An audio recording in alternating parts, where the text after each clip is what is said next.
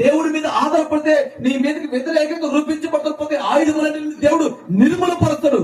దేవుడి మీద ఆధారపడ్డ వాళ్ళందరూ క్షేమంగా ఉన్నారు. ఇక్కడ అబ్రహాము దేవుడి మీద ఆధారపడ్డాడు. ఏంటో తెలుసా? తనతో వచ్చినటువంటి తన అన్న కుమారుడు లోతు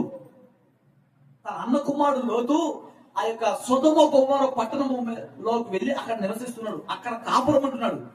ఆ సొదొమ గొమొర్రా పట్టణము పాపముతో నిండిపోయింది, మోసముతో నిండిపోయింది, అన్యాయంతో నిండిపోయింది, అక్రమంతో నిండిపోయింది, పాపము వ్యభిచారపు ఆలోచన జాగ్రత్తతో నిండిపోయింది ఆ పట్టణము. అంటే అది దేవునికి కోపము రేపే పట్టణం వల్ల ఉంది. దేవునికి కోపము రేపే పట్టణం ఉంది.